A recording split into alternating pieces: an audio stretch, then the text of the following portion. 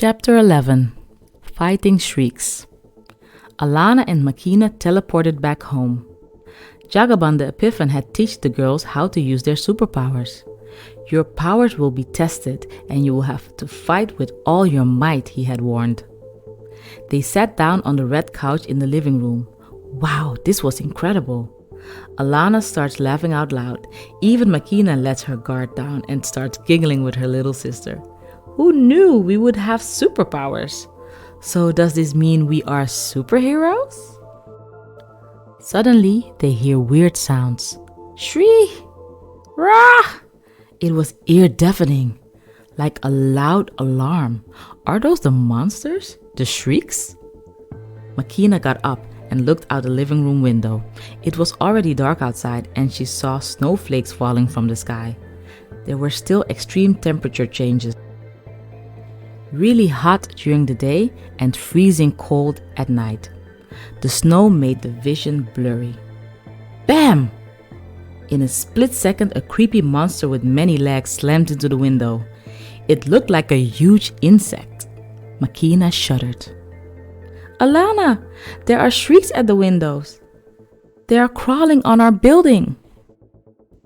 Makeena panicked. The little monsters were screaming so loud it felt like the windows would break. We have to go outside to fight them before they break in and start to harm people. Makeena froze. Was she really ready to do this?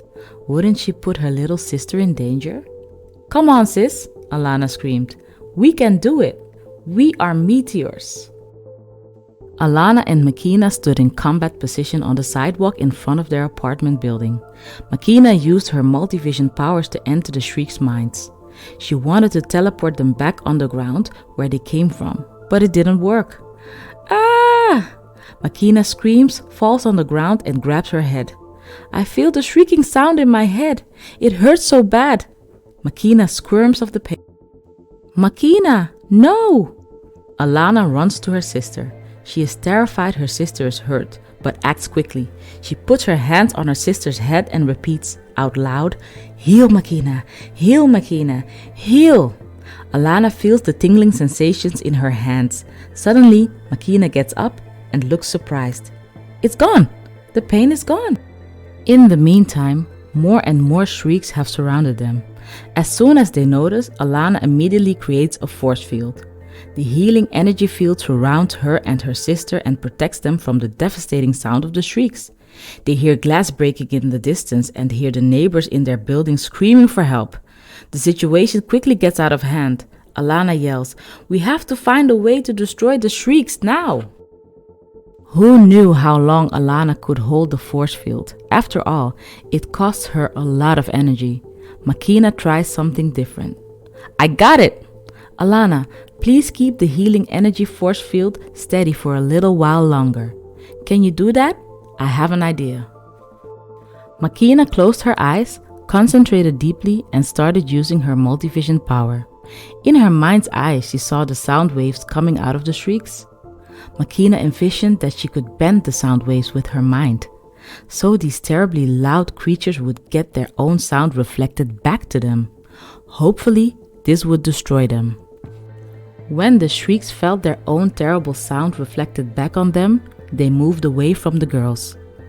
I don't know what you are doing, sis, but it works. They are moving away. In the excitement, Alana released her healing force field. No! Makeena screamed while she covers her ears. The sound the shrieks emitted was so loud, it made all the windows of their apartment building shatter at once. Alana, put your healing force field back up. The fight is not over yet. Alana quickly uses her healing force field again to protect herself and her sister. She feels lightheaded and doesn't have much more energy left. Makeena notices that her little sister doesn't feel well and tries with all her might to use her sound-bending powers to lead the shrieks away from them. Now, hundreds of monsters crawled around the two girls. Makeena concentrates even harder and stretches her arms. Out of nowhere, she releases a low-frequency shockwave that sounds like a deep bass tone. Vroom! The low sound shook everything around them. Even the apartment buildings were trembling. The Shreeks got disoriented by the shock, and many landed flat on their backs, unable to move. The shock wave was working, but dozens of Shreeks were still approaching them. "There are too many of them, Makeena. We need to do this together," Alana said with a weak voice. "I can hold the Shreeks with my telekinesis powers. If you can send a shockwave, we can finish them." "Can you really do that?" Makeena asks doubtfully. "You have been using so much of your powers already.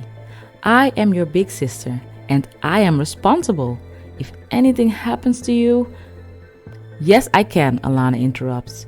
"We can do anything we put our mind to. Jagaban said it, and Mom and Dad always say it too. You have to believe in yourself, but also you have to believe in me, even though I am younger than you. Have faith in me." Alana screamed while she used all her telekinesis powers to pull the Shreeks in Metropolis together. She lifted hundreds of creatures into a big pile in the sky. From a distance, it looked like a giant monster with thousands of little legs. "Do it now!" Alana screamed. Makeena braces herself and sends a huge shockwave to all the Shreeks in the sky. Boom! A loud explosion follows, and the girls are surrounded by smoke. When the mist clears, Makeena saw a silhouette next to her on the ground. To her shock, she saw Alana laying on the ground. It seemed like she was unconscious. Makeena shook her sister's body, while her tears fell on the ground. "Alana! Alana! Please wake up!" Thank you for watching and listening. If you enjoyed this video, like, subscribe, and leave a comment to share your thoughts about this chapter. Would you rather read the book, Black Suns? The link is in the description below. And the adventure continues in the next video.